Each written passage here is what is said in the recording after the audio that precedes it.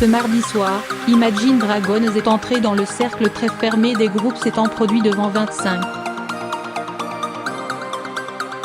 000 personnes dans l'amphithéâtre plein air de Nancy. Le groupe américain rejoint ainsi AC/DC ou encore Rammstein qui s'étaient produits, eux aussi, à guichet fermé. Dans les travées du parking, une pancarte à la main réclamant une place à acheter, nombreux étaient ceux ne possédant pas le précieux sésame. D'autres étaient déjà au pas de charge dès 17h30. Dépêche-toi aussi. Comment on va faire pour les retrouver? Et pour cause.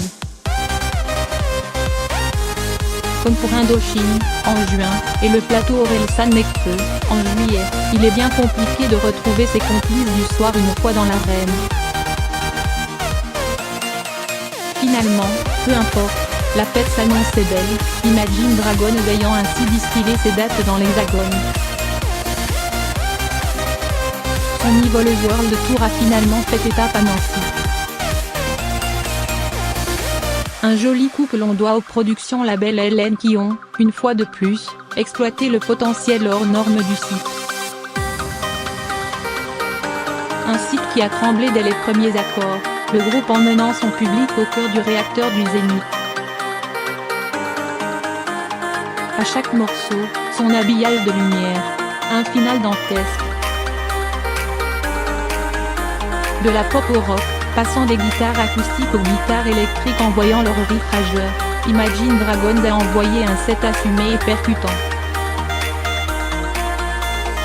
Radioactive résonnait d'entrée suivie de It's Time et Whatever It Takes. Les fans étaient sous pression et revivaient, sur Yesterday, le déroulé des 10 ans de cette carrière projetée en noir et blanc sur l'écran géant en fond de scène. C'était hier. Et c'est toujours encore aujourd'hui avec Natural et Walking Wire qui s'achevait sous une pluie de confettis avant que Next to Me ne soit entonné par les 25 000 choristes nancéens.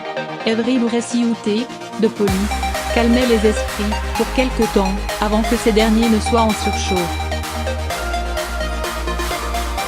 Les Américains fendaient la foule, affrontaient la fosse et prenaient position derrière la régie. Du jamais vu dans l'amphithéâtre. Mouth of the River, de Kygo, apaisait un temps les fans et I Bet My Life résonnait tel un hymne ne faisant frissonner l'assistance avant d'attaquer un final dantesque. Et si même on Top of the World ne mettait pas la machine à tube que Imagine Dragons sur le toit du monde, le Zénith a vécu une de ses plus belles soirées. Surtout, une chose est sûre, c'est beau un amphi la nuit. Parole de fans.